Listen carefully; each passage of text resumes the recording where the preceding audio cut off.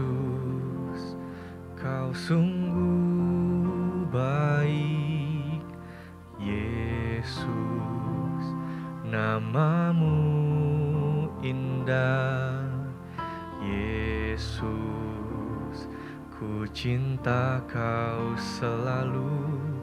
Ku tinggikan, ku agungkan namanya. Yesus, Kau sungguh baik. Yesus, namamu indah. Yesus, ku cinta Kau selalu. Ku tinggikan, ku agungkan selamanya. Ku mau memujimu, ku selalu pujimu. Ku mau menyembahmu, ku selalu sembahmu. Kau yang layak terima semua pujian. Kemuliaan hanya bagi Tuhan.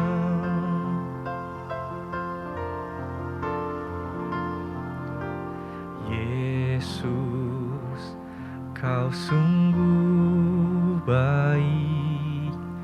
Yesus, namamu indah. Yesus, ku cinta Kau selalu. Ku tinggikan, ku agungkan selamanya. Ku mau memujimu, ku selalu pujimu.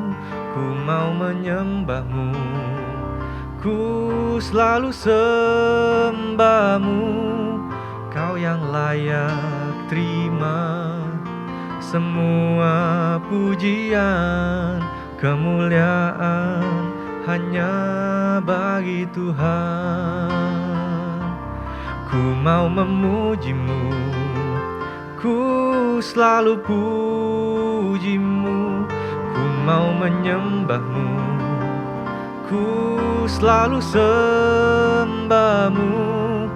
Kau yang layak terima semua pujian. Kemuliaan hanya bagi Tuhan. Semua kemuliaan dan keagungan tertuju padamu, Tuhan dan Rajaku.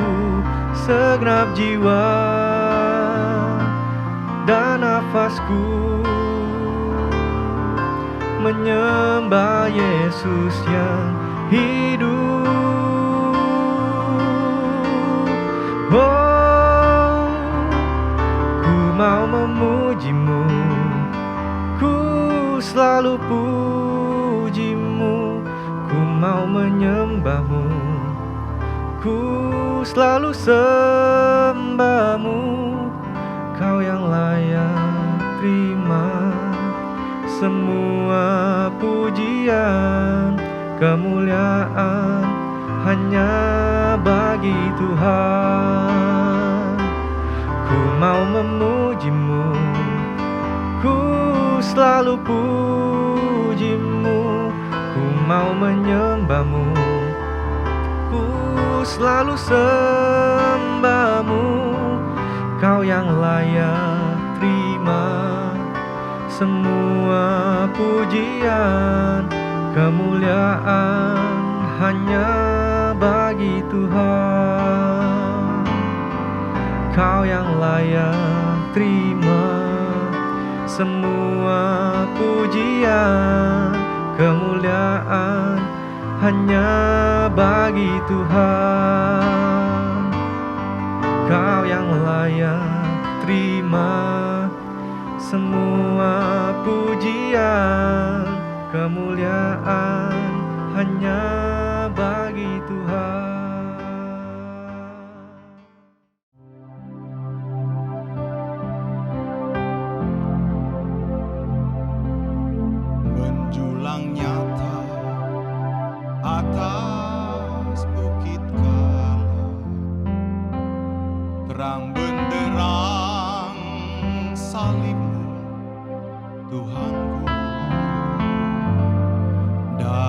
sinarnya yang menyala-nyala, memancar kasih agung dan restu. Seluruh umat insan menengadah ke arah cahaya kasih nan mesra, bagai pelaut yang karam merindukan di ufuk timur pagi fajar merekah.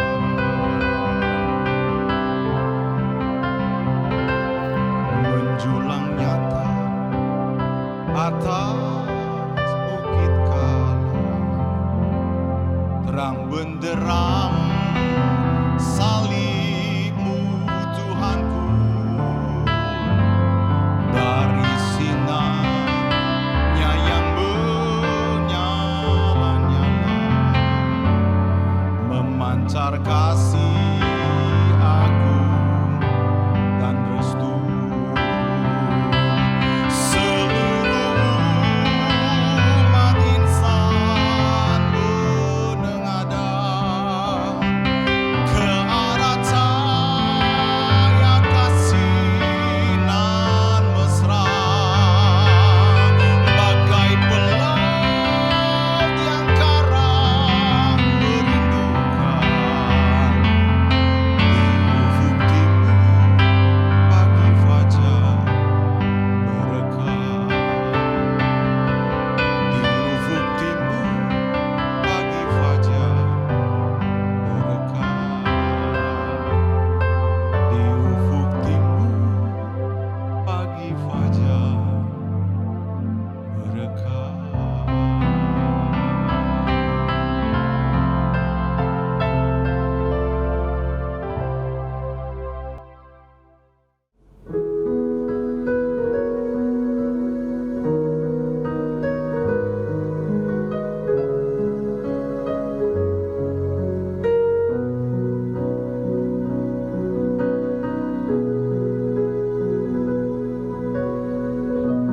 Kasih setiamu yang ku rasakan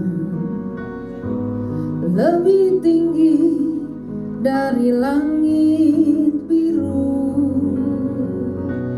Kebaikanmu yang telah kau nyatakan lebih dalam dari lautan.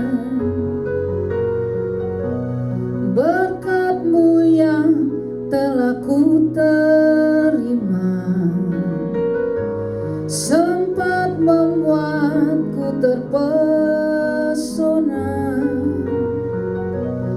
Apa yang tak pernah ku pikirkan, itu yang kau sediakan bagiku. Siapakah aku ini Tuhan? Jadi biji mata-Mu. Dengan apakah ku balas Tuhan selain puji dan sembahkan?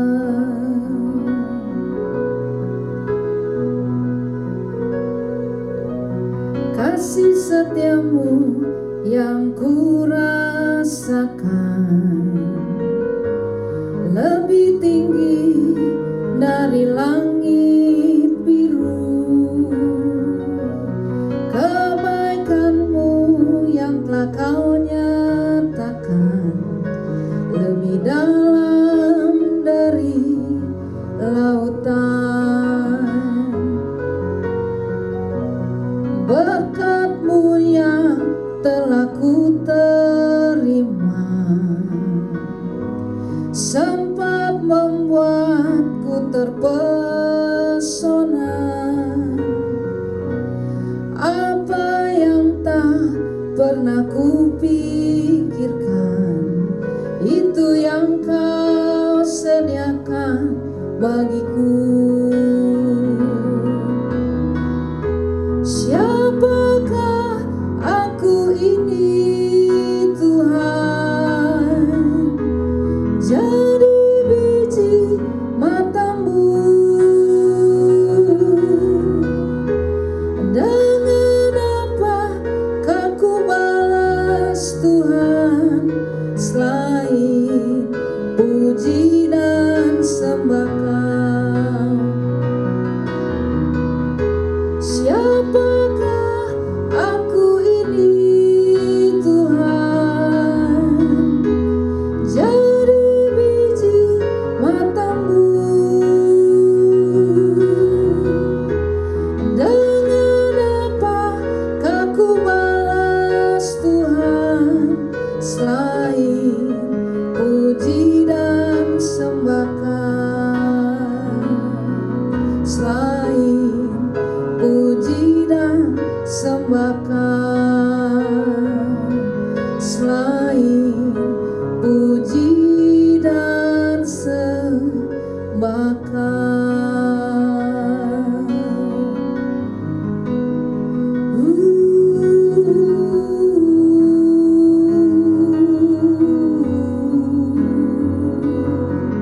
Kami orang-orang yang mengalami berkat-Mu, ya Tuhan. Terima kasih, ya Yesus. Terima kasih, ya Allah. Syukur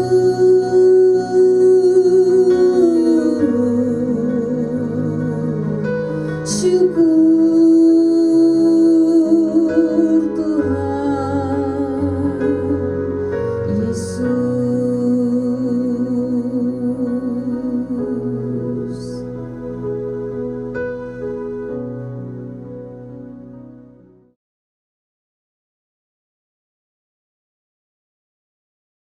Shalom, puji nama Tuhan. Senang kembali berjumpa dengan Bapak Ibu Saudara sekalian.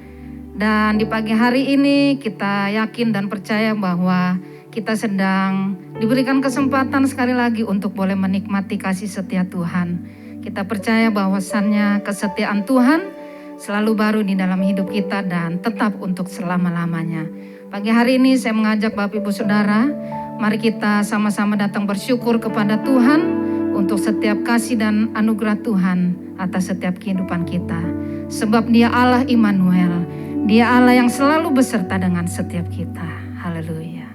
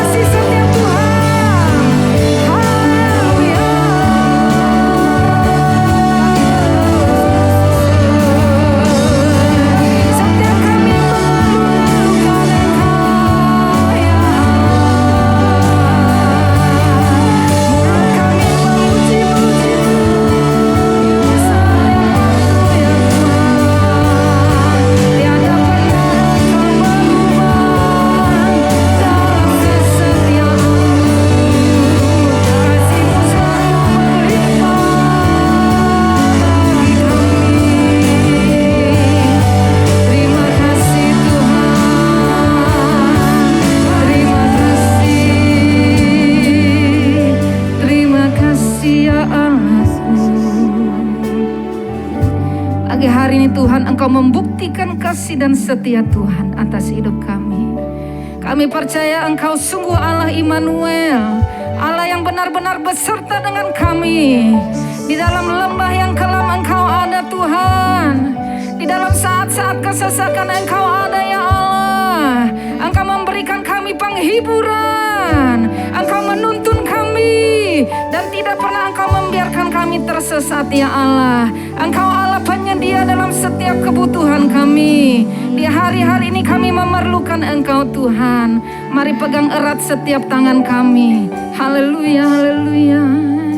Mari berikan kami kekuatan ya Tuhan Yesus.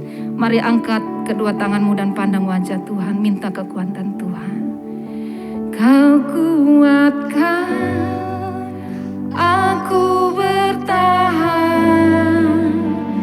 Kau harapan dalam kesesakan. Kau buktikan kesetiaanmu Tuhan. Engkau Allah Immanuel. Kau kuatkan aku bertahan. Kau harapan dalam kesesakan. Kau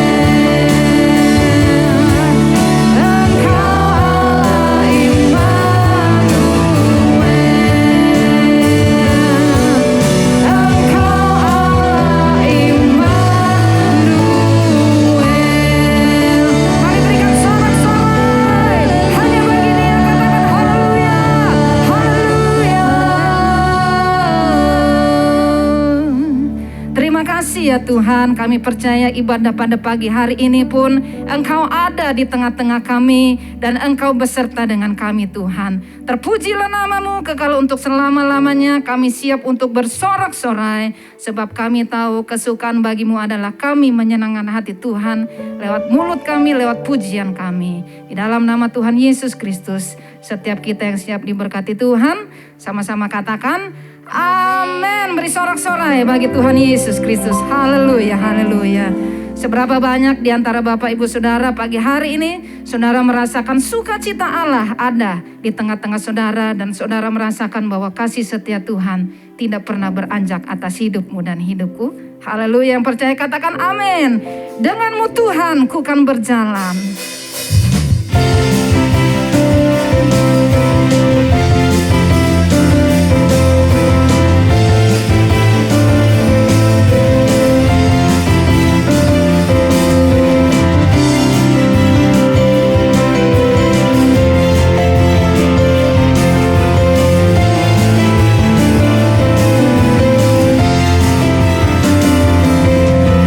Tak pernah ku ragu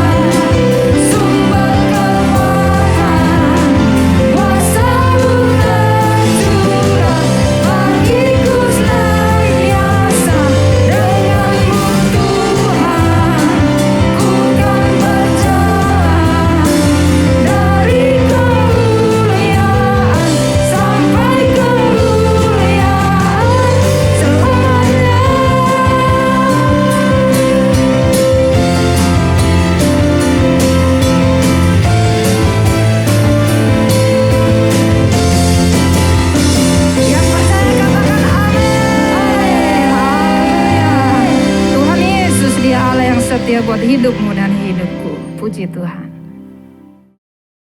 Pagi hari ini lagi-lagi kita akan sama-sama diberkati lewat suara firman Tuhan.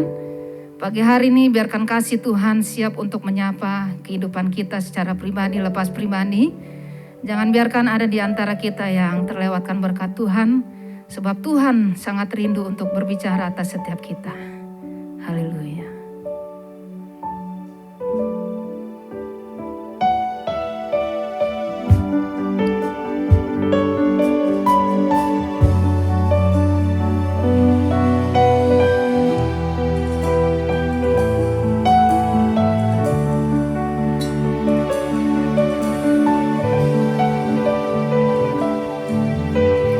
Tidak dengan tangan yang hampa, ku datang ke hadirat-Mu,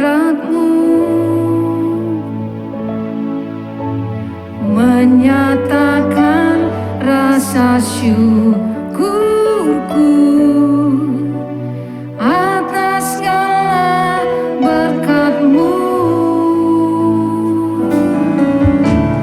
Tidak dengan tangan yang hampa, ku sujud menyembah-Mu,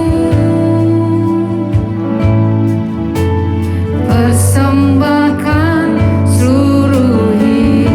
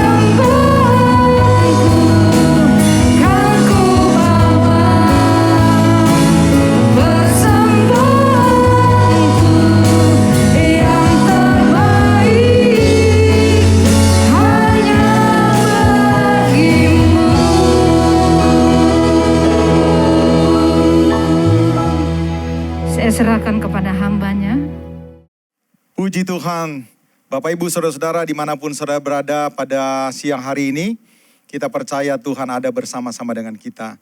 Saudara-saudara yang hari ini mengikuti ibadah, entah itu di kamar, di ruang tamu, di ruang kerja, saudara sendiri berdua atau satu keluarga, saya percaya kuasa Tuhan tidak terbatas, Dia sanggup untuk memberkati kita. Sebelum kita dengar pesan Tuhan pada minggu yang terakhir ini, saya ajak saudara-saudara untuk kita tundukkan kepala, agar Tuhan menjamah dan mengurapi kita. Bapa di sorga, terima kasih untuk kesempatan kami dapat beribadah. Kami mau berikan ibadah ini untuk kesukaan Tuhan. Kami percaya Tuhan, pujian penyembahan kami menyukakan hati-Mu. Karena kami bawa dengan hati yang sungguh-sungguh dan haus akan Tuhan. Sekarang Tuhan kami bersedia untuk dilawat Tuhan. Untuk dituntun, diajar lagi. Agar kami boleh menjadi pribadi bukan seperti apa yang kami mau, tapi seperti apa yang Tuhan mau. Urapi hamba-Mu, jadikan berkat. Kami sambut firman Tuhan dalam nama Yesus. Mari saudara-saudara yang siap diberkati bersama-sama kita katakan amin. Ya, Bapak Ibu saudara-saudara, pada minggu yang kelima di tema bulan kita, bagaimana Tuhan menyuruh kita untuk kita saling mengasihi, saling memperhatikan. Kalau saudara mengikuti khotbah-khotbah di dalam bulan ini, maka ketika saudara mendengar khotbah di minggu yang pertama, Bapak Gembala telah menyampaikan salah satu penyebab bahwa kita patut mendengarkan tema-tema panggilan untuk peduli kepada sesama adalah nubuatan yang Tuhan sendiri katakan bahwa pada akhir zaman menjelang kedatangan Tuhan, kasih kebanyakan orang akan menjadi dingin. Dan ingat Bapak Gembala pada waktu itu mengutip satu nubuatan yang dilakukan atau diucapkan oleh Rasul Paulus kepada Timotius. Seperti yang ditulis di dalam 2 Timotius pasal yang ketiga. Pada kedatangan Tuhan akan timbul satu generasi dengan jelas dikatakan tidak tahu mengasihi. Ya, lebih mencintai dirinya sendiri. Itu sebabnya jangan sampai saudara-saudara sebulan ini saudara dengar firman Tuhan lalu begitu saja. Saudara dan saya dipanggil untuk mempersiapkan diri.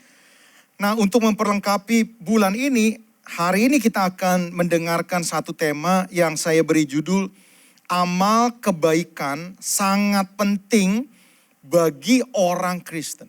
Saudara-saudara, kenapa perlu kita dengar dan membiasakan diri berbicara tentang amal? Ya, amal soleh, amal kebaikan. Karena apa saudara-saudara? Karena doktrin keselamatan kita, kepercayaan kita tentang keselamatan hanya karena anugerah, bukan karena amal, bukan karena kebaikan. Ini kalau tidak cerdas, ya saudara-saudara, kita tangkap, itu membuat orang percaya tidak lagi menganggap amal dan kebaikan sebagai sesuatu yang sangat penting. Dan bahkan perlu diperjuangkan dengan sungguh-sungguh. Mengingat apa? Mengingat kepercayaan kita, keselamatan bukan karena perbuatan baik, keselamatan bukan karena melakukan hukum Taurat, keselamatan bukan karena melakukan amal soleh. Yes, kita harus pegang teguh, kita harus percayai, tidak ada jalan keselamatan kecuali karena Kristus. Efesus pasal yang ke-2 ayat yang ke-8 dikatakan, kita diselamatkan karena iman, itu bukan hasil usahamu. Jangan ada seorang pun yang memegahkan diri. Artinya kita pegang teguh. Oh saudara, selamat dari api neraka. Masuk dalam kehidupan yang kekal. Bukan karena amal. Tapi saudara-saudara, bukan berarti bahwa amal, ya kalau saya mau pakai amal soleh, amal saleh, amal kebaikan, itu tidak penting. Justru saudara-saudara, saya mau katakan dan mau sharekan kepada saudara-saudara bahwa amal kebaikan sangat penting. Dan kalau kita abaikan, saudara-saudara, dengar nih. Kita akan mendapatkan sesuatu yang fatal, yang sangat merugikan kita. Hari ini saudara-saudara, saya mau share kepada saudara-saudara, ada 5 hal penting. Kenapa amal kebaikan, ya saudara-saudara, itu sangat penting dan harus diperjuangkan. Saudara-saudara, kalau kata diperjuangkan, itu bukan sewaktu-waktu, bukan kalau ingat, bukan kalau keadaan baik, tapi betul-betul direncanakan, betul-betul diusahakan. Ya saudara-saudara, Ada 5 hal kenapa saudara-saudara dan saya dipanggil untuk betul sungguh-sungguh memperjuangkan dan melakukan amal kebaikan. Yang pertama saudara-saudara, saya ajak saudara-saudara membuka Matius 5 ayat 17 sampai dengan ayat yang ke-18 atau 19. Matius pasal yang kelima, ayat yang ke-17 sampai dengan ayat yang ke-19. Dikatakan demikian. Janganlah kamu menyangka bahwa aku datang untuk meniadakan hukum Taurat atau kitab para nabi. Aku datang bukan untuk meniadakannya, melainkan untuk menggenapinya. Karena aku berkata kepadamu, sesungguhnya selama belum lenyap langit dan bumi ini, 1 iota atau 1 titik pun tidak akan ditiadakan dari hukum Taurat sebelum semuanya terjadi. Karena itu, siapa yang meniadakan salah satu hukum Taurat sekalipun yang paling kecil dan mengajarkannya demikian kepada orang lain, ia akan menduduki tempat yang paling rendah di dalam kerajaan sorga. Tetapi siapa yang melakukan dan mengajarkan segala perintah-perintah hukum Taurat, ia akan menduduki tempat yang tinggi di dalam kerajaan sorga. Bapak Ibu, saudara-saudara, orang muda dengar nih. Kenapa saudara dan saya harus melakukan apa yang disebut dengan beramal, melakukan apa yang disebut kebajikan, peduli kepada sesama. Ini adalah intisari dari hukum Taurat.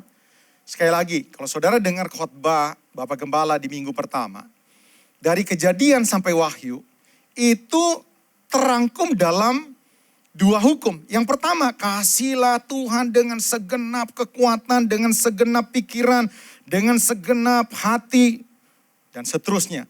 Tapi saudara-saudara, Alkitab berkata juga mengatakan ada hukum yang kedua yang setara dengan itu, apa? Kasihilah sesamamu manusia seperti dirimu sendiri. Jadi ketika kita berperilaku menjadi berkat, mendoakan orang, berdampak, menyembuhkan, menolong, sama seperti ilustrasi orang Samaria yang baik hati. Dia bukan seorang imam, dia bukan seorang pelayan, bahkan dia orang Samaria, saudara-saudara. Lalu ketika orang Samaria ini melihat ada seorang dirampok, bukan cuma dirampok, digebukin sampai babak belur, sampai hampir mau mati. Saudara-saudara, imam lewat begitu saja. Orang Lewi begitu saja juga lewat. Tapi Alkitab berkata, orang Samaria justru apa? Justru bantu. Dia keluarin beberapa obat, dia pikir nih nggak cukup obatnya, dia cari klinik. Ya saudara-saudara, dan ternyata waktu di klinik nggak bisa, harus dirawat. Tapi apa yang terjadi? Orang Samaria itu bayar biaya perawatan bahkan untuk 2 hari. Kalau kurang dia berkata, kalau kurang nanti kalau aku balik saya akan lunasin.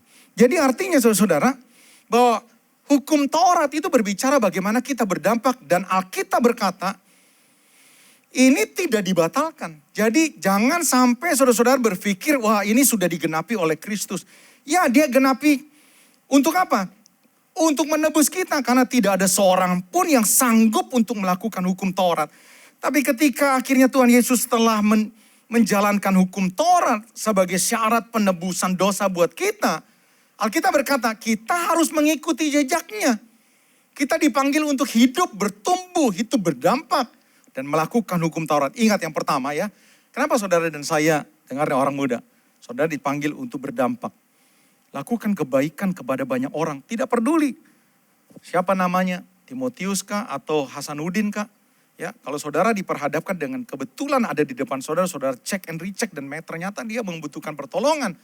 Saudara dipanggil untuk berbagi, saudara dipanggil untuk berdampak. Ini hal yang pertama, saudara-saudara, kenapa amal dan kebaikan sangat penting buat kita dan harus dilakukan dengan sungguh-sungguh sebab jika tidak akan berdampak fatal, yaitu yang pertama. Yang kedua, saudara-saudara, saya ajak saudara-saudara buka Lukas 17 bersama-sama, Lukas pasal yang ke-17. Ayat yang ke-10 atau dimulai dari ayat yang ke-11. Dalam perjalanannya ke Yerusalem, Yesus menyusur perbatasan Samaria dan Galilea. Ketika ia memasuki satu desa, datanglah 10 orang kusta menemui dia. Mereka tinggal berdiri jauh dan berteriak, "Yesus, Guru, kasihanilah kami." Lalu ia memandang dan berkata, "Pergilah, perlihatkanlah dirimu kepada imam-imam." Dan sementara mereka di tengah jalan, mereka menjadi tahir. Seorang dari mereka ketika melihat bahwa ia telah sembuh, kembali sambil memuliakan Allah. Lalu dengan suara nyaring, lalu tersungkur di depan kaki Yesus dan mengucap syukur kepadanya. Orang itu seorang Samaria. Lalu Yesus berkata, "Bukankah 10 orang yang tadi semuanya itu telah menjadi tahir, telah sembuh? Di mana yang 9 orang itu? Tidak adakah di antara mereka yang kembali untuk memuliakan Allah selain daripada orang asing ini?" Saudara-saudara, tentu cerita ini memberikan satu arti yang jauh lebih luas dari sekedar orang kusta. Saudara-saudara, orang kusta adalah orang-orang yang destininya sedang menunggu kematian. Karena pada masanya, saudara-saudara, ya penyakit kusta adalah penyakit yang tidak bisa disembuhkan.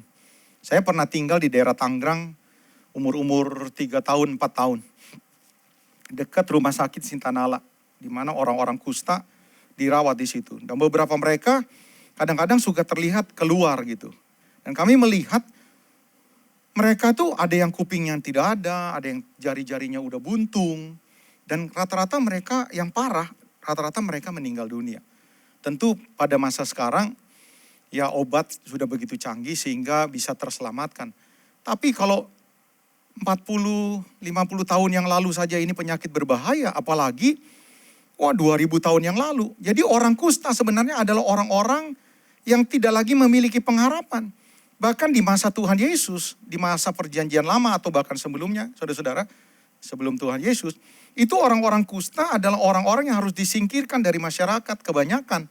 Dia ditempatkan di karantina, tidak boleh bergaul. Karena apa? Karena bisa menimbulkan, ya menjangkiti banyak orang. Dan ini sangat berbahaya. Jadi artinya orang yang kena kusta adalah orang-orang yang sudah tidak memiliki pengharapan. Sudah tinggal tunggu kematian. Saudara-saudara. Nah, ketika Tuhan Yesus lewat di mana orang kusta ini berada di satu tempat karantina, orang kusta ini tentu pernah mendengar tentang Tuhan Yesus. Bukan cuma penyakit disembuhkan, orang mati juga disembuhkan. Jadi timbullah sebuah pengharapan dari orang kusta ini, Bapak Ibu. Lalu ketika dia lihat Tuhan Yesus, mereka teriak-teriak, "Tuhan Yesus, kasihani kami, Tuhan Yesus, kasihani kami." Waktu Tuhan Yesus lihat, saudara-saudara, Tuhan berbelas kasihan enggak? Iya, berbelas kasihan. Inilah hati Tuhan. Ya, saudara-saudara. Lalu Tuhan berkata begini, "Perlihatkanlah dirimu kepada imam." Sebenarnya saudara-saudara, ini satu tindakan yang di luar nalar. Ya, di luar kebiasaan. Sebab orang yang datang ke imam, dia harus sembuh dulu. Baru imam periksa. Setelah itu imam melegitimasi dia sudah sembuh dan boleh kembali ke masyarakat. Tetapi Tuhan berkata dia belum sembuh, mereka belum sembuh, disuruh memperlihatkan diri kepada imam. Kenapa nih ya? Sebenarnya Tuhan sedang mengetes. You percaya enggak? Sebab dengan imanmu you bisa sembuh. Ternyata mereka percaya walaupun mereka masih sakit, Bapak Ibu. 10 orang ini itu lari menuju bait suci tempat imam besar berada. Dan ternyata saudara-saudara, pikiran mereka, iman mereka itu terjadi. Sebab mereka berkata, Tuhan pasti menyembuhkan kita. Walaupun kita belum sampai bait suci, mungkin di tengah jalan kita sembuh. Dan ternyata betul. Di tengah jalan mereka merasakan ada sesuatu yang aneh terjadi dalam tubuhnya. Dan tiba-tiba semua penyakit putih-putih, luka-luka yang masih berdarah itu sembuh. Wow, ini suatu kesukacitaan yang tidak bisa terbayangkan oleh orang-orang yang sudah dibuang oleh masyarakat, sudah dibuang oleh keluarganya sendiri. Mereka yang tidak bisa lagi memeluk keluarganya, tidak bisa lagi memiliki cita-cita, tidak bisa berbicara tentang apapun yang akan di depan. Karena apa? Mereka sudah dianggap mati. Hari itu mereka sembuh. Mereka bisa lagi berkumpul dengan keluarga, mereka bisa bersosialisasi, mereka bisa berinteraksi, mereka bisa menikmati lagi makanan-makanan yang normal. Jadi saudara-saudara, betapa sukacitanya kesembuhan itu.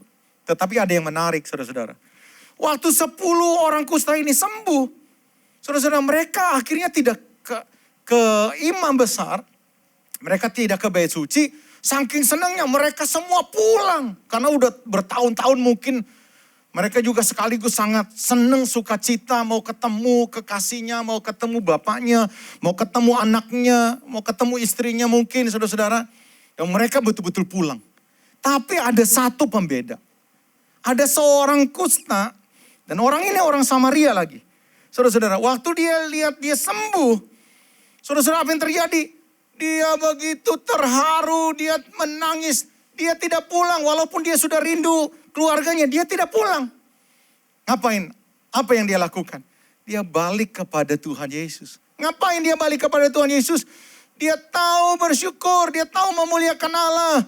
Dia tahu kalau dia dapat memeluk lagi istrinya atau anak-anaknya, dia berinteraksi, dia bisa menikmati kehidupan normal lagi.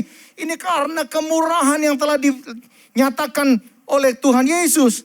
Saudara-saudara, dikatakan ayat yang ke-17. Lalu Yesus berkata, bukankah ke-10 orang tadi semuanya telah menjadi tahir?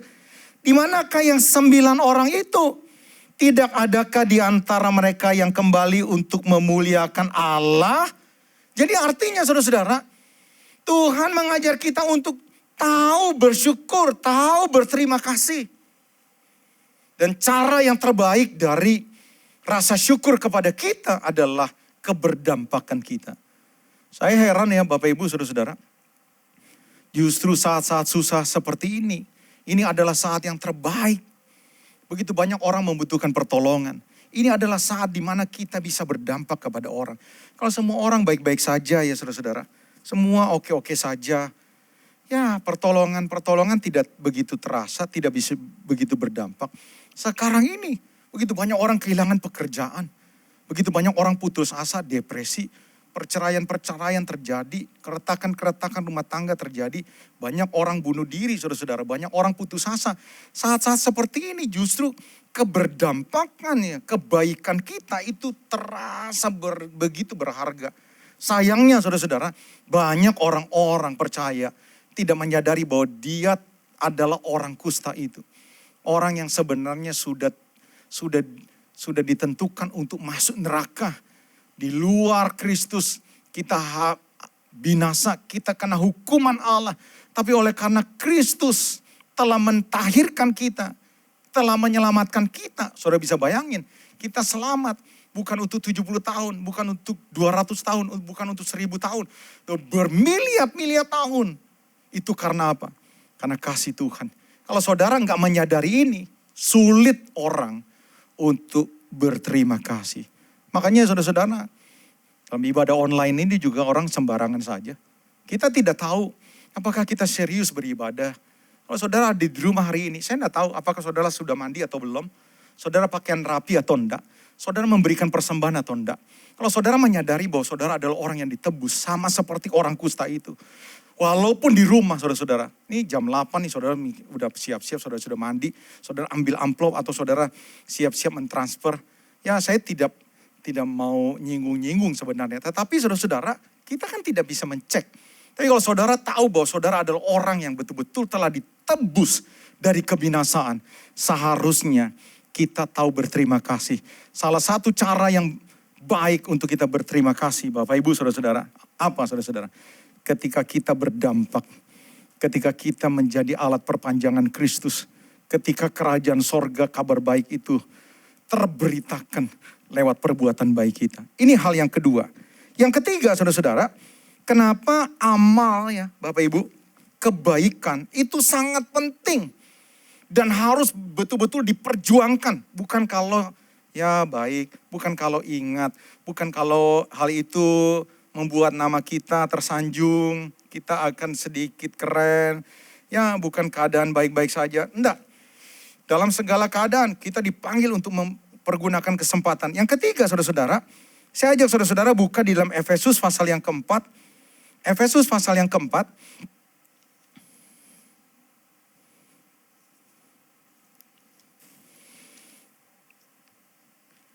Lihat. Ayat yang ke-17. Sebab itu kukatakan dan kutegaskan ini kepadamu di dalam Tuhan. Jangan hidup lagi sama seperti orang yang tidak mengenal Allah. Dikasih contoh ya Bapak Ibu, banyak dengan pikirannya yang sia-sia, pengertiannya gelap, jauh dari persekutuan dengan Allah, ya dan seterusnya dan seterusnya. Ayat 21. Karena kamu telah mendengar tentang Dia dan menerima pengajaran di dalam Dia menurut kebenaran yang nyata dalam Yesus, yaitu bahwa kamu berhubung dengan kehidupannya kamu yang dahulu harus menanggalkan manusia lama yang menemui kebinasan oleh hawa nafsunya yang menyesatkan, supaya kamu dibaharui di dalam roh dan pikiran. Dikasih contoh ayat yang ke-28.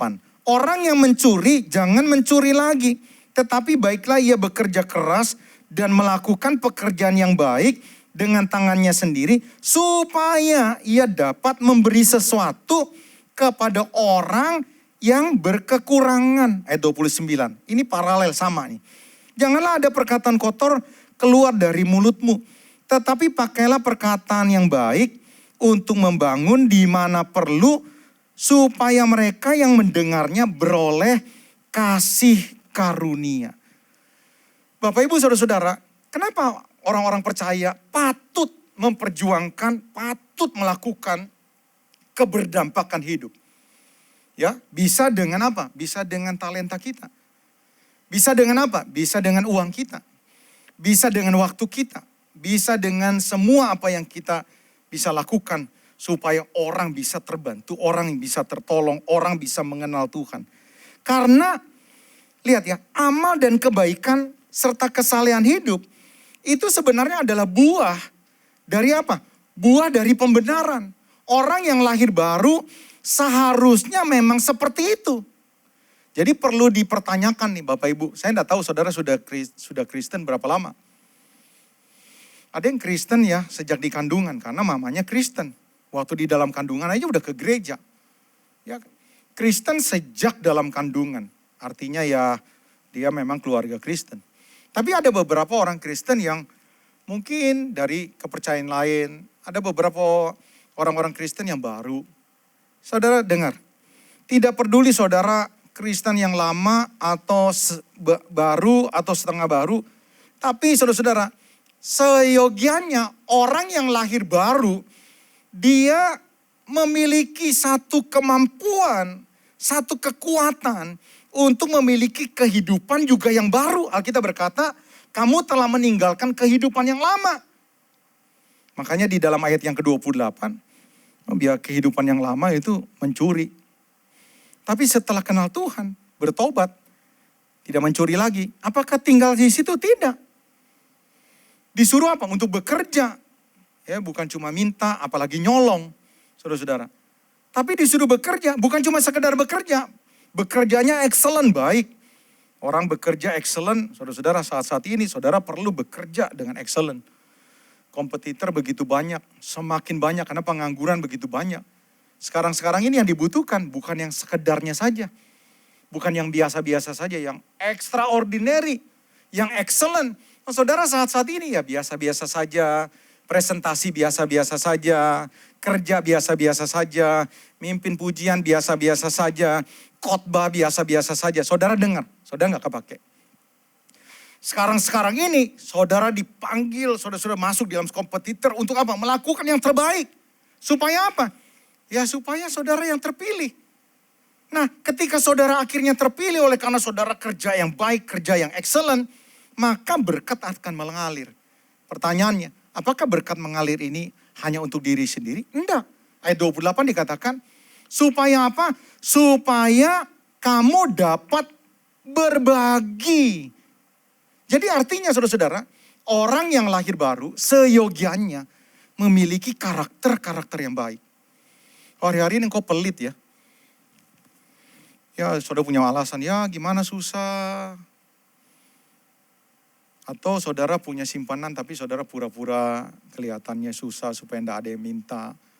Saudara-saudara. Atau sebelum pandemi juga saudara punya karakter seperti ini. Saya mau katakan saudara-saudara perlu bertobat.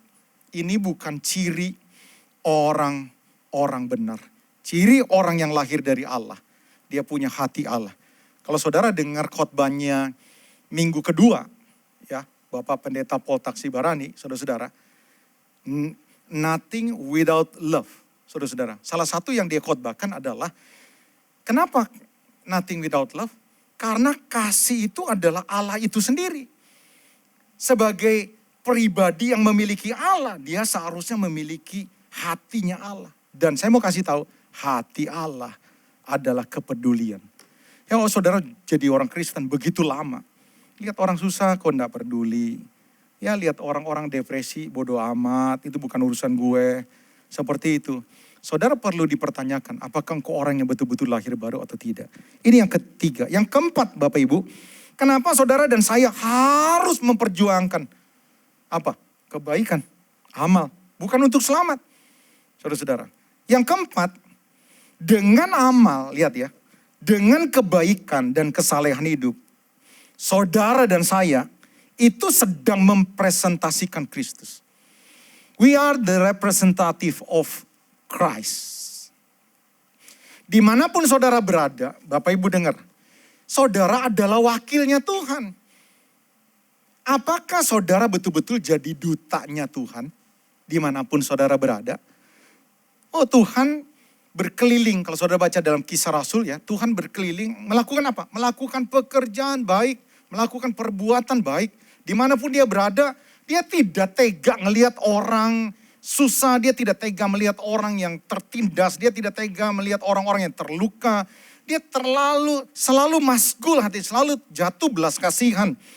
Nah inilah yang seharusnya kita betul-betul sadari bahwa ketika kita melakukan hal yang sama, sebenarnya kita sedang membawa Kristus dimanapun kita berada. Saya ajak saudara-saudara buka di dalam 2 Korintus pasal yang ketiga. 2 Korintus pasal yang ketiga. Ayat yang kedua dan ayat yang ketiga. Lihat. Kamu adalah surat pujian kami yang tertulis dalam hati kami. Dan yang dikenal dan yang dapat dibaca oleh semua orang.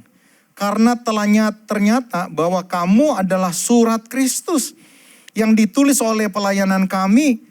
Ditulis bukan dengan tinta, tetapi dengan roh dari Allah yang hidup. Bukan pada loh-loh batu, melainkan pada loh-loh daging, yaitu di dalam hati manusia. Saudara-saudara, kalau saudara suka baca, ada satu literatur yang menceritakan bagaimana seorang Mahatma Gandhi yang terkenal, saudara-saudara, dia memiliki satu kerinduan untuk menjadi pengikut Yesus. Tetapi itu akhirnya diurungkan. Artinya dia tidak jadi. Dan Mahatma Gandhi pernah berkata, I like your Jesus, but I don't like Christian people. Nah saudara-saudara, kenapa? Apa yang menyebabkan seorang Mahatma Gandhi ini akhirnya mengurungkan niatnya untuk menjadi pengikut Tuhan? Karena dia lihat perilaku orang-orang Kristen. Saudara-saudara, kita ini justru akhirnya jadi seperti Farisi. Dalam satu buku atau artikel yang saya baca, ada seorang masuk ke museum lukisan ya saudara-saudara. Ada lukisan yang begitu mahal, semahal lukisan karya Leonardo da Vinci seperti itu. Nah satu kali satu lukisan dicuri dan jatuh ke tangan orang yang tidak bertanggung jawab. Dalam perjalanannya justru ini lukisan akhirnya hilang, saudara-saudara. Akhirnya hilang dan nggak tahu bagaimana akhirnya lukisan ini terbuang ke tempat sampah. Dan begitu kotor, kena lumpur, kena kotoran, sudah nggak jelas seperti itu. Tapi lukisan itu, saudara-saudara, sebenarnya begitu mahal. Kalau kita menemukan lukisan itu dengan gambarnya udah nggak jelas, ada lumpur yang bau seperti itu. Ya banyak orang nggak peduli, wah ini nggak peduli, ini udah ada harganya. Padahal itu kalau sekarang dijual itu miliaran, puluhan miliar seperti itu. Dan bagaimana dia bisa begitu berharga? Kita harus ambil dan kita harus bawa saudara-saudara kepada siapa? Kepada orang yang ahli. Untuk apa? Untuk membersihkan lukisan itu dari lumpur, dari coret-coretan. Supaya apa? Supaya dia akhirnya kembali. Baik begitu banyak saudara-saudara kita berhadapan dengan orang-orang yang mungkin kita anggap tidak layak. Mereka adalah orang-orang yang mungkin hidup di dalam dosa, hidup di luar Tuhan. Banyak orang-orang Kristen sekarang nggak mau bergaul. Lo nggak layak lo. Banyak orang-orang muda akhirnya keluar dari gereja. Kenapa? Nah, mereka dilarang masuk karena penampilannya nggak benar seperti ini, kehidupannya nggak benar. Saudara-saudara, mereka adalah orang-orang yang berharga. Cuma mereka belum menemukan Kristus. Hari-hari ini di sekitar saudara sedang menantikan pemulihan. Dan pemulihan itu hanya ada di dalam Kristus. Kalau mereka bertemu dengan saudara, apa yang saudara akan lakukan? Adakah mereka tertarik ketika mereka melihat saudara begitu baik, begitu ramah, suka membantu saudara, memperdulikan saudara, mendengarkan saudara, lalu dia tertarik dan berkata, apakah orang seperti saya bisa pulih? Apakah istri seperti saya bisa pulih? Apakah suami segalak saya, sehancur saya bisa pulih? Apakah orang muda seperti saya bisa pulih? Karena dia tertarik kepada saudara. Dan saudara akan berkata, saya tidak bisa memulihkan kamu. Tapi ada satu pribadi namanya Tuhan Yesus. Sanggup memulihkan engkau. Saudara-saudara, mereka semua orang berharga. Tapi di mata orang-orang Kristen sekarang, ya mereka sepertinya tidak berharga. Padahal Bapak Ibu Saudara-saudara, mereka seharusnya melihat Kristus dalam hidup kita. Ini hal yang kedua, yang keempat maksud saya. Bagaimana kita menjadi orang-orang yang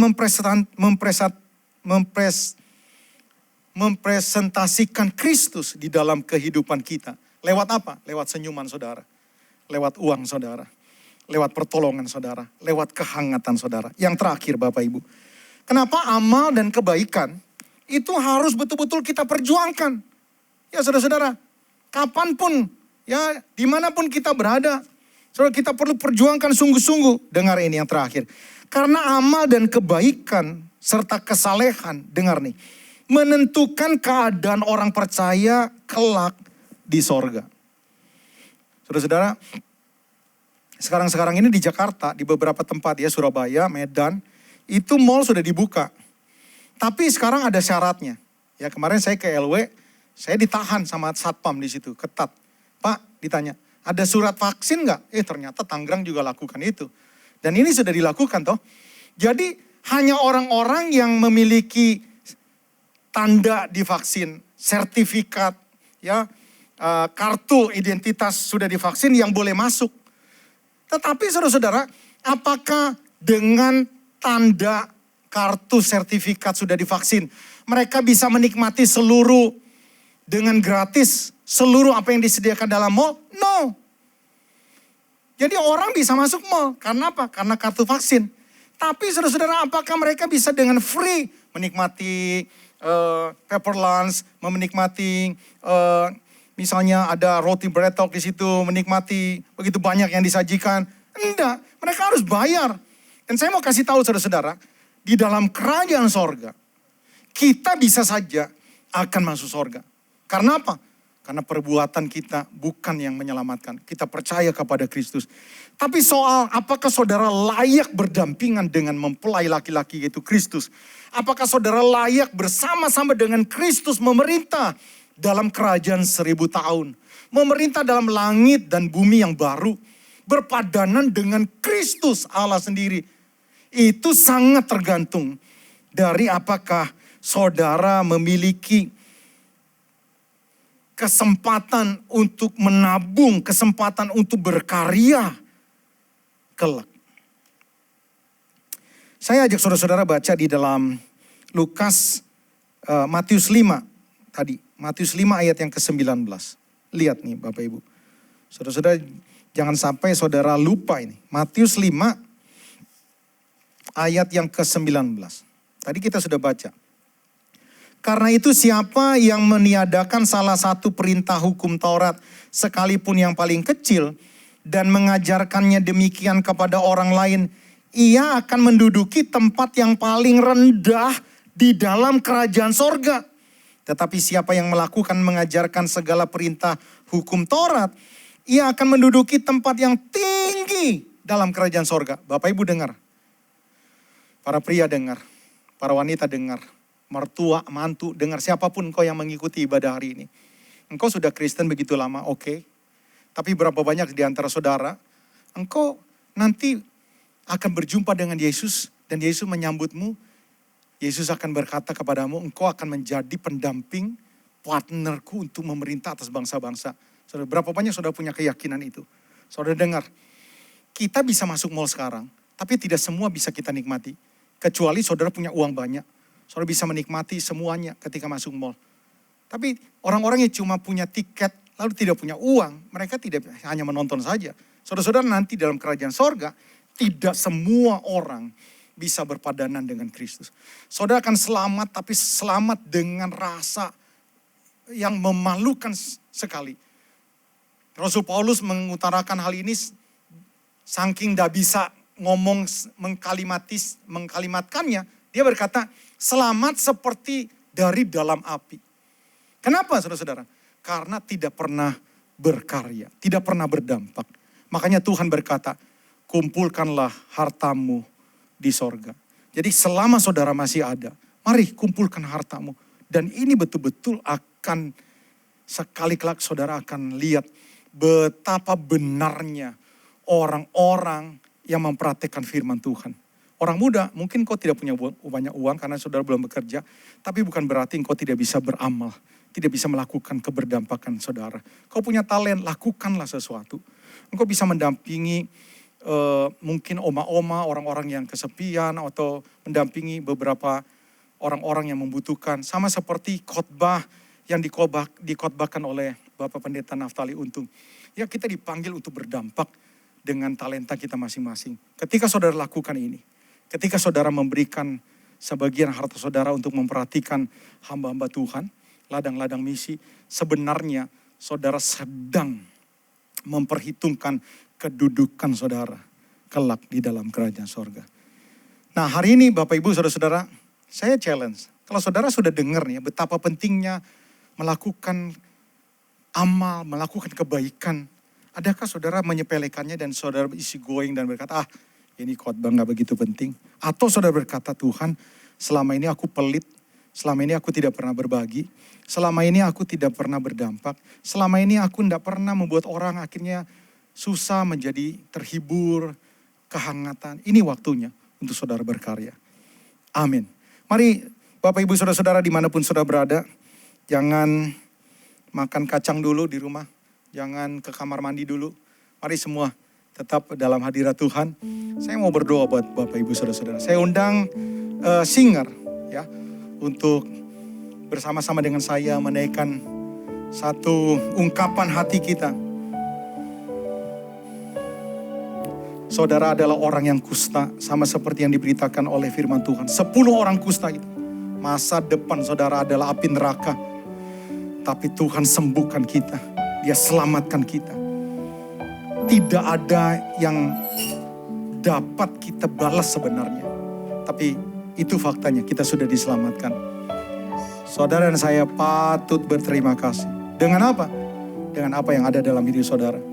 Dengan berdampak dimanapun saudara berada. Haleluya, haleluya.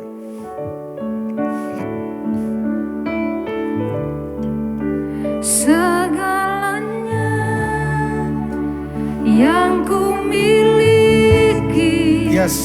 semuanya daripadamu. Amin. Kan ku bawa persembahanku yang terbaik hanya bagimu. Katakan dengan sungguh-sungguh. Segalanya yang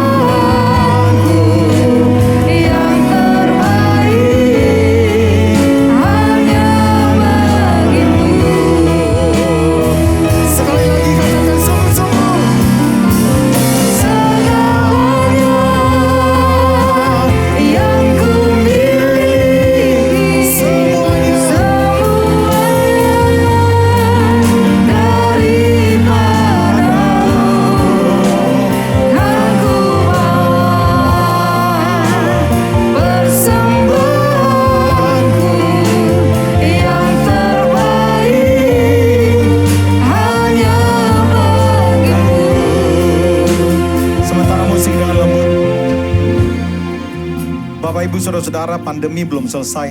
Tidak ada seorang pun di dunia ini yang dapat meramalkan, memprediksi kapan kehidupan normal sebelum pandemi ini akan terjadi. Tidak ada.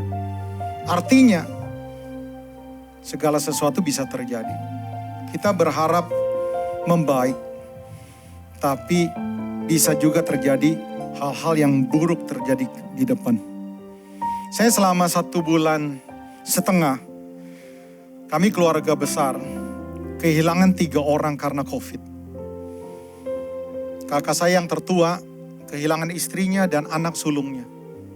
Kakak saya di atas saya kehilangan istrinya. Itu tidak bisa diprediksi. Kita tidak bisa duga. Kita lihat mereka baik-baik saja. Tapi akhirnya mereka tidak ada.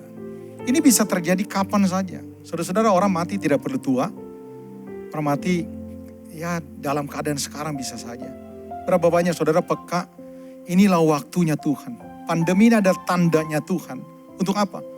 Untuk saudara merefleksi sedang ada di mana saudara. Di mana posisi saudara. Adakah saudara menjadi orang-orang seperti yang Tuhan mau? Atau saudara tidak peduli? Mungkin uang saudara tidak begitu banyak. Atau bahkan saudara kekurangan. Tapi itu tidak berarti saudara tidak bisa beramal, tidak bisa melakukan kebaikan.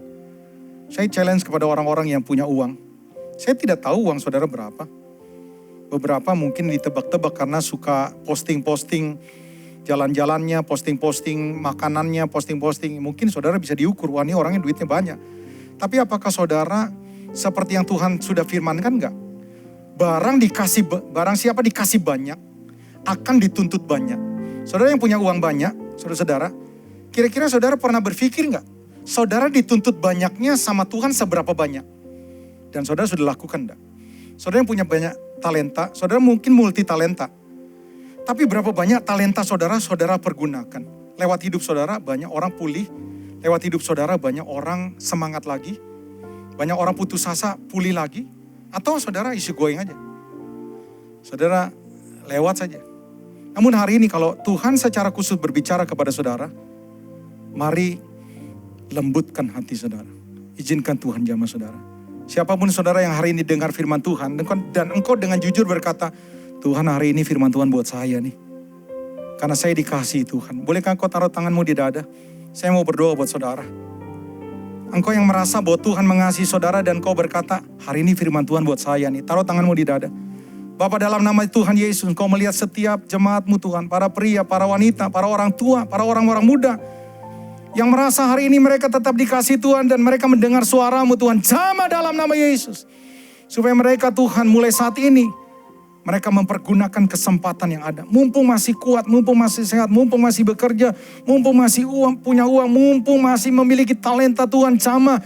Supaya setiap kesempatan, setiap waktu mereka lalui, menjadi Allah di mana Kristus terbaca dalam perbuatan mereka. Dalam nama Yesus. Kiranya firman Tuhan hari ini menuntun kita untuk menjadi seperti yang Tuhan mau. Terima kasih Bapak buat ibadah yang luar biasa. Sungguh kami diberkati Tuhan. Dalam nama Yesus. Haleluya. Amin. Tuhan Yesus memberkati kita. Haleluya.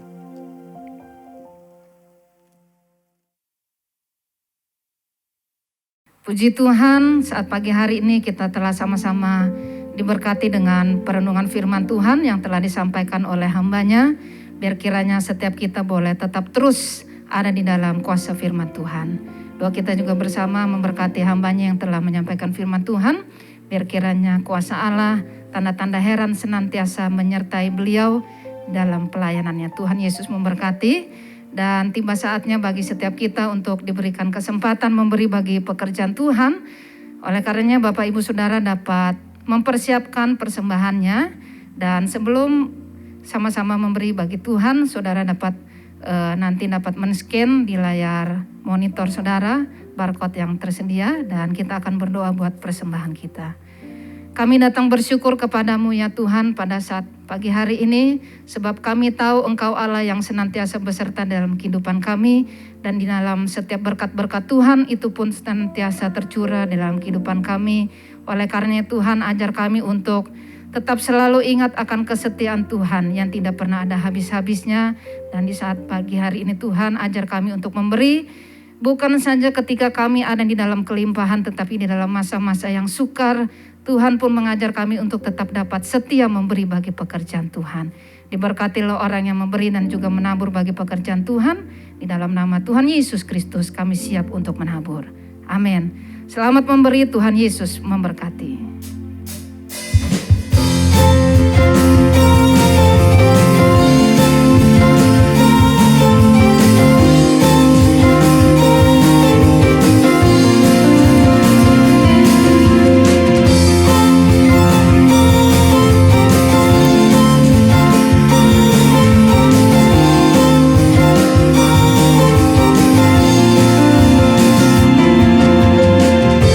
Ketika Tuhan memulihkan keadaan Sion, keadaan kita seperti orang yang bermimpi.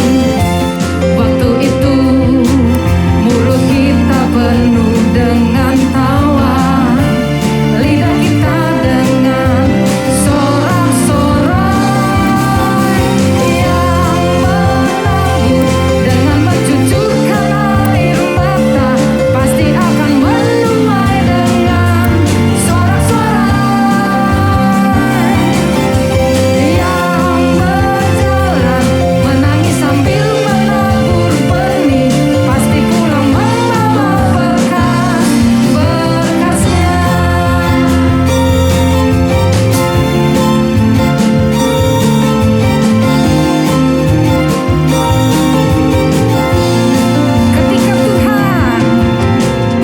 Ketika Tuhan memulihkan keadaan Sion, keadaan kita seperti orang yang bermimpi.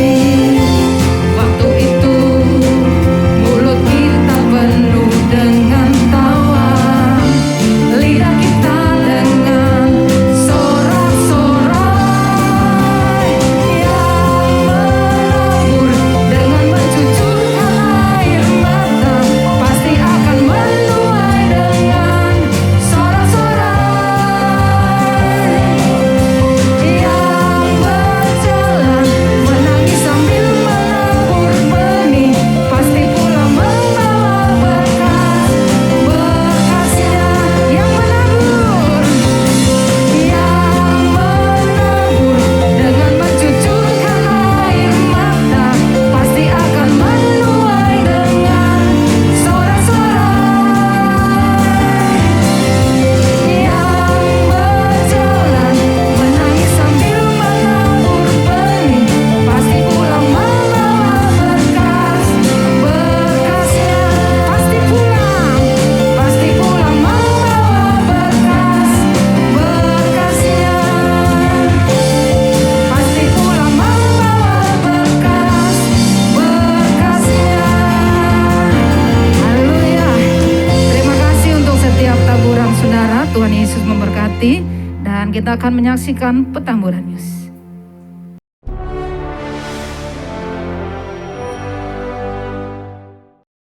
Jiwaku merindukanmu, ya Allah yang hidup. Ibadah doa Selasa 31 Agustus pukul 19 dengan pembicara Pendeta Muda Fani Paendong di YouTube GBI Petamburan. Modul pelatihan WCB 3 sesi 5, Jumat 3 September pukul 11 dengan Zoom meeting dengan pembicara Pendeta Muda Laura Garcia. Ibadah doa puasa dan pengurapan Sabtu 4 September pukul 10 dengan Zoom meeting. Ibadah onsite kembali diadakan pada Minggu 5 September dengan perjamuan kudus disertai dengan live streaming di YouTube channel GBI Petamburan pukul 7 dengan pembicara Pendeta Sugiono dan pukul 10 dengan pembicara Pendeta Josafat Mesak. Ibadah Abi setiap Minggu pukul 9 di YouTube GBI Petamburan.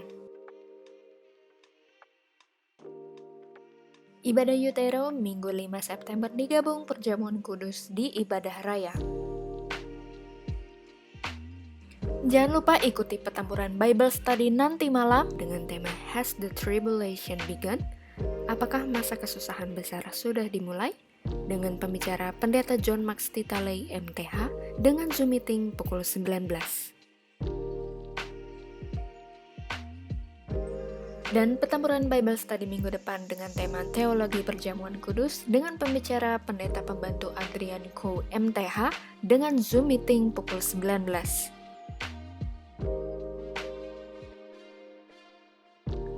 Mari kita sama-sama berpartisipasi dalam program peduli COVID-19 untuk membantu semua pelayan atau jemaat yang terpapar COVID.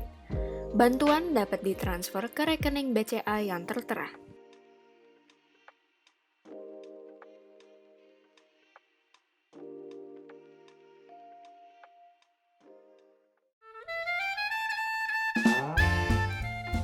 Untuk seluruh jemaat yang berulang tahun, selamat ulang tahun. Kiranya anugerah Tuhan senantiasa dalam hidup Anda dan tetap sehat.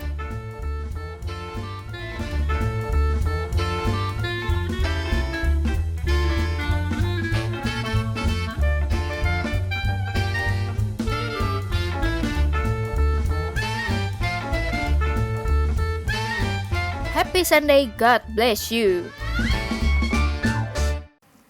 Shalom saudara-saudaraku. Minggu depan kita akan mulai ibadah onsite jika Tuhan kehendaki dan pandemi sudah mulai berkurang. Doakan supaya kita bisa berkumpul di gereja. Saya berharap saudara-saudara yang sehat boleh datang, komorbid, yang punya gejala-gejala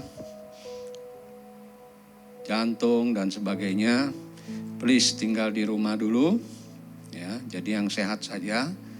Yang sudah berumur lanjut, please tinggal di rumah dulu sampai keadaan lebih baik ya. Kita mulai 2 kali ibadah jam 7 dan jam 10 pagi. Kiranya saudara bisa jaga kesehatan agar kita dapat berkumpul di gereja minggu yang akan datang. Ibadah minggu depan disertai dengan perjamuan kudus. Haleluya.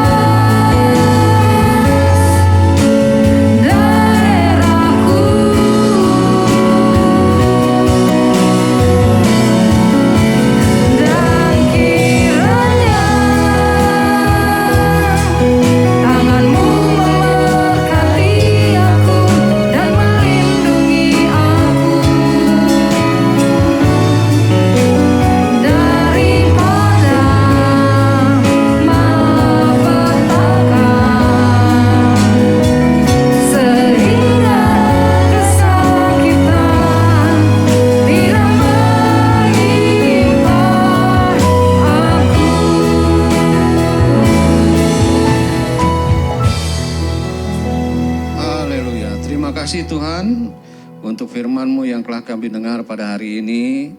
Dan kiranya apa yang kami dengar dapat kami lakukan di dalam kehidupan kami sehari-hari. Karena itu Tuhan, kami mohon Roh Kudus, Engkau membimbing kami sehingga kami dapat melakukan setiap perintah yang Tuhan perintahkan kepada kami.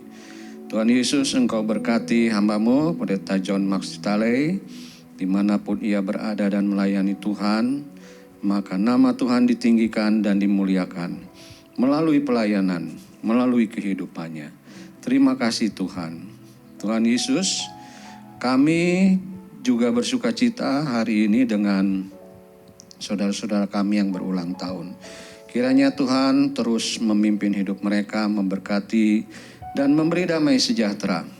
sehingga keluarga mereka juga boleh menikmati damai sejahtera yang daripadamu. Terima kasih Tuhan, tetap kami mendoakan bangsa dan negara kami. Tuhan, lalukan pandemi ini daripada negara kami Tuhan. Biarlah kami mau belajar untuk mentaati apa yang pemerintah kami perintahkan, supaya penyebaran virus COVID ini dapat ditekan. Karena itu Tuhan, pimpinlah Presiden kami, berikan hikmat kepadanya supaya dapat mengatur negara ini dengan baik. Demikian juga TNI Polri yang menjaga keamanan, Tuhan berkati sehingga kedamaian, keamanan boleh terjadi di negara dan bangsa kami. Terima kasih Tuhan, kami tetap mendoakan saudara-saudara kami yang mungkin sedang sakit, kena COVID atau penyakit yang lainnya. Kami percaya kuasa darah Yesus itulah yang menyembuhkan. Dalam nama Yesus terjadilah kesembuhan, pemulihan pada saudara-saudara kami yang sakit. Terima kasih Tuhan. Kami berdoa untuk semua anggota jemaat-Mu. Dalam minggu ini kami dapat bekerja dengan baik. Tuhan berikan kemampuan, berikan jalan. Dan kami percaya tangan-Mu yang berkuasa akan terus memimpin hidup kami. Terima kasih Tuhan. Dan sekarang saudara-saudaraku, arahkanlah hatimu kepada Tuhan dan terimalah berkat-Nya. Tuhan memberkati engkau dan melindungi engkau. Tuhan menyinari engkau dengan wajah-Nya dan memberi engkau kasih karunia. Tuhan menghadapkan wajah-Nya kepadamu dan memberi engkau damai sejahtera. Karena itu sekarang terima dengan sukacita anugerah Tuhan Yesus Kristus, kasih Allah Bapa, serta persekutuan dengan Roh Kudus menyertai hidup kita hari ini sampai selama-lamanya. Dalam nama Yesus. Haleluya. Amin.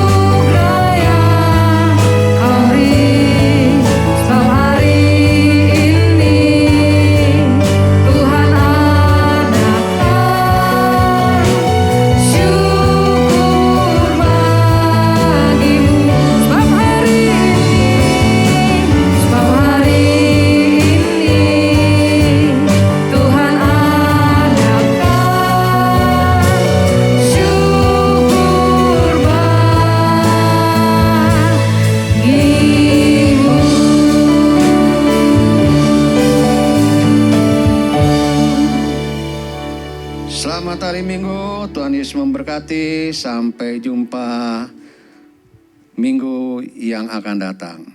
Tetap ikuti protokol kesehatan, dan kalau ada tempat-tempat di mana vaksinasi diadakan, datang dan terimalah vaksinasi. Amin.